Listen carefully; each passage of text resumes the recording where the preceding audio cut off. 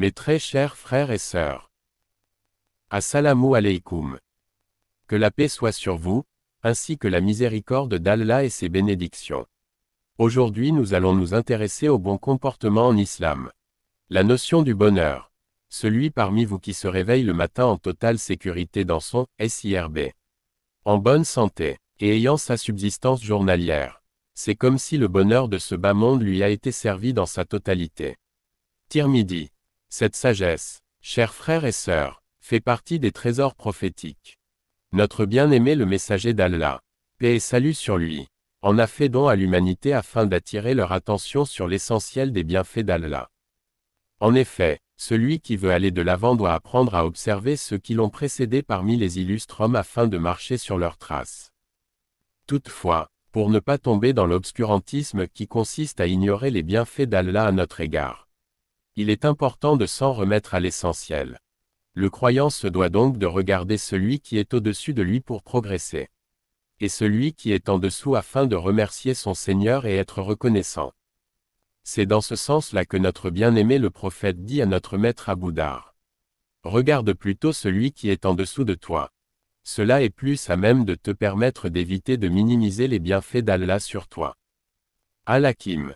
Ainsi donc, ce hadith prophétique vient attirer l'attention des aspirants à la notion de bonheur terrestre. Et comme toute chose, la notion du bonheur, peut être amenée à être augmentée ou diminuée. De ce fait, Salama ibn Ubaydillah ibn Nissan al-Khatmi, comme nous le rapporte l'imam Bukhari dans Al-Adab, Al-Mufrad, et Tirmidhi, déclare avoir entendu son père rapporter de notre bien-aimé le prophète cette parole suivante.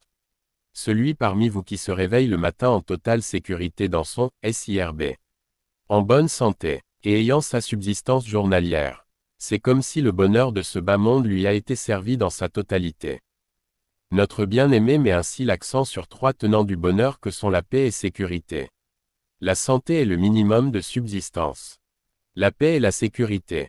La notion de paix, de stabilité et de sécurité est un principe très cher à notre religion. Ainsi, notre Seigneur s'est donné comme attribut la paix, il dit. C'est lui, Allah, nulle divinité que lui, le souverain, le pur, la paix, le rassurant, le prédominant, le tout-puissant, le contraignant, l'orgueilleux. Gloire à Allah, il transcende ce qu'il lui associe. 59, 23. Il a fait de la salutation du croyant une invocation souhaitant la paix à son prochain. De même qu'à la fin de chaque prière, la paix est notre ultime invocation. Que la paix soit avec vous. Face au Seigneur, paix, sera également notre première salutation le jour dernier. Dans ce sens Allah dit, leur salutation au jour où ils le rencontreront sera salam, paix, et il leur a préparé une généreuse récompense. 33, 44. D'autre part, notre maître le messager d'Allah, Youssouf n'a trouvé que la paix, et la sécurité à souhaiter à sa famille venue vivre à ses côtés en Égypte.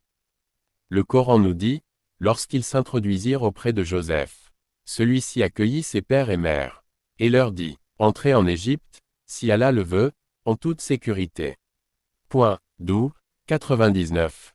Tout ceci pour appuyer la thèse selon laquelle aucune réussite, aucun bonheur, aucun projet, ne peut voir le jour s'il n'y a pas de paix, de sécurité, et de stabilité sociale. Et il y a comme preuve de la véracité de ces dires. Les guerres, et l'instabilité qui règne dans certaines parties du globe.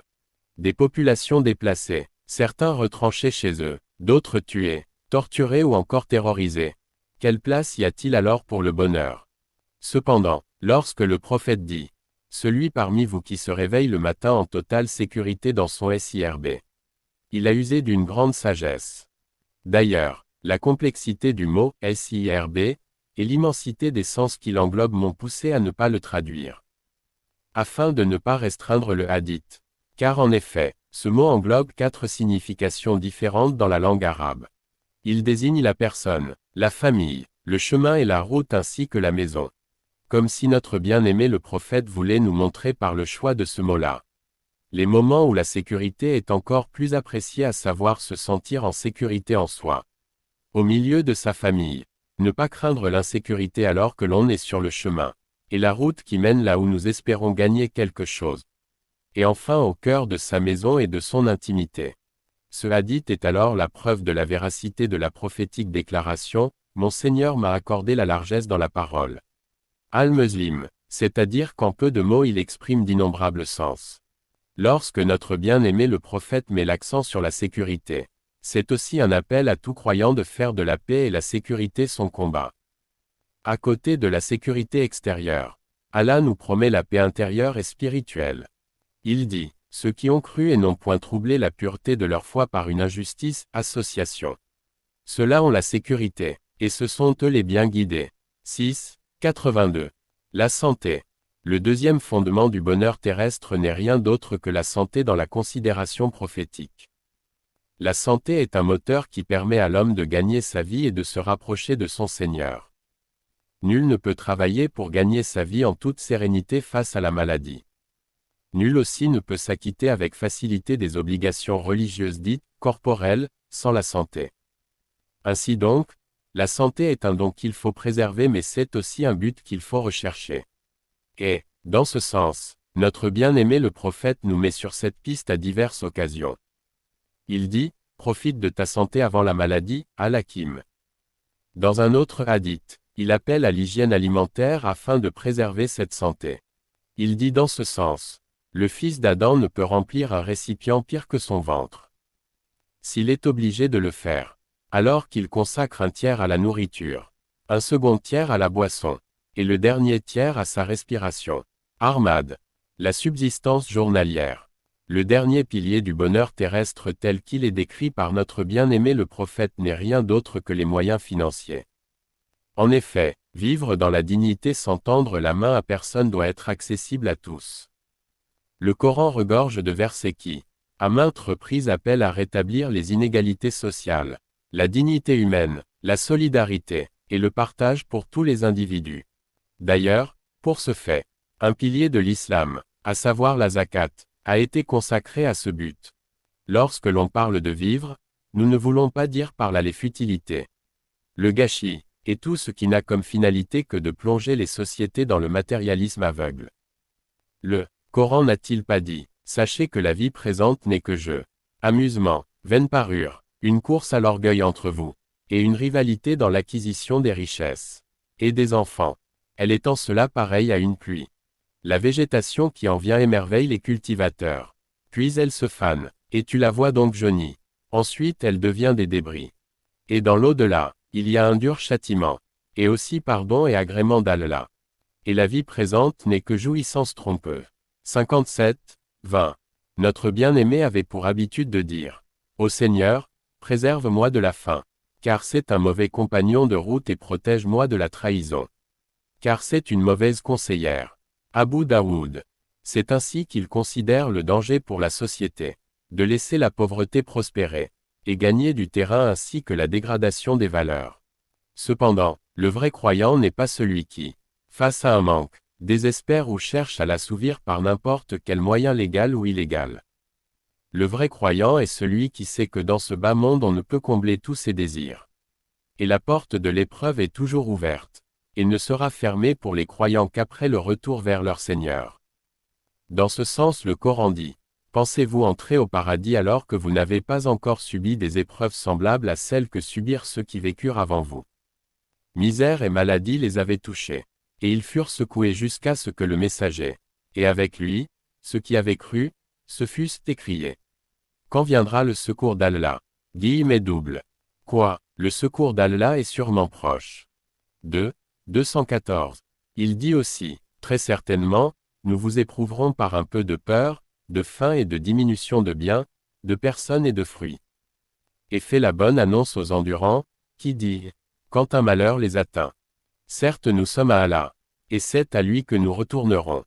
Ceux-là reçoivent des bénédictions de leur Seigneur, ainsi que la miséricorde, et ceux-là sont les bien guidés. 2, 155, 157. Et 1000 salutations à notre maître le messager d'Allah qui face à l'épreuve fut meilleur exemple. Et rappelle-toi Job, notre serviteur, lorsqu'il appela son Seigneur. Le diable m'a infligé détresse et souffrance. Frappe, la terre, de ton pied. Voici une eau fraîche pour te laver et voici de quoi boire. Et nous lui rendîmes sa famille et la fîmes 2 fois plus nombreux. comme une miséricorde de notre part, et comme un rappel pour les gens doués d'intelligence. Et prends dans ta main un faisceau de brindilles, puis frappe avec cela. Et ne viole pas ton serment. Oui, nous l'avons trouvé vraiment endurant. Quel bon serviteur, sans cesse il se repentait. 38, 41, 44. Bon comportement en islam. Les excès de la langue. Celui qui croit en Dieu et au jour du jugement. Qu'il dise le bien ou qu'il garde le silence, Al-Bukhari.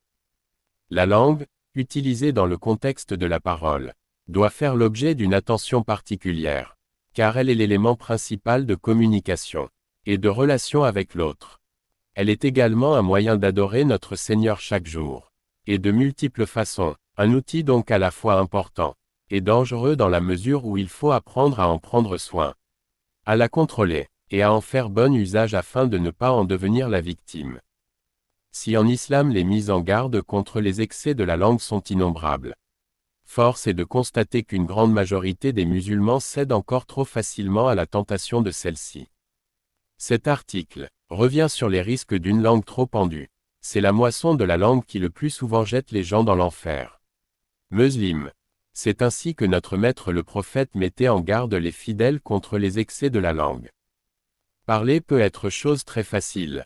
Et pour beaucoup, des mots sont moins graves que des actes. L'erreur consiste ici à penser qu'accorder de l'importance à ce que nous disons reste secondaire. Et que l'utilisation de la langue, à tort et à travers, n'est pas en son sens très dramatique puisque, cela ne reste que de simples paroles. Pourtant, on sait aussi que des mots peuvent être plus blessants que des coups car les mots, contrairement aux coups qui eux ne laissent que des traces physiques, atteignent sans détour l'état psychique et psychologique de la personne.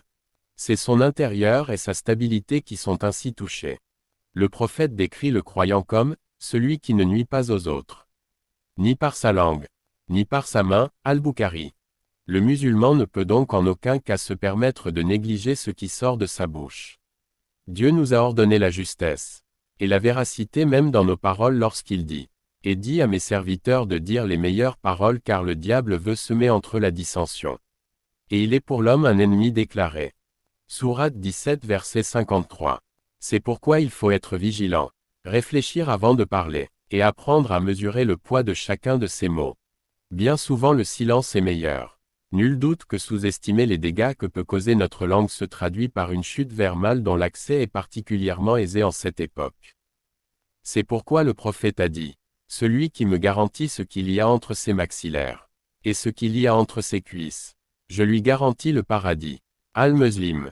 Tenir sa langue et peser ses propos peut dès lors apparaître assez difficile.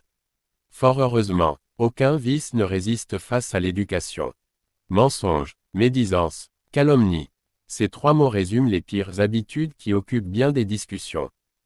Trois choses qui ne peuvent qu'éloigner du Seigneur.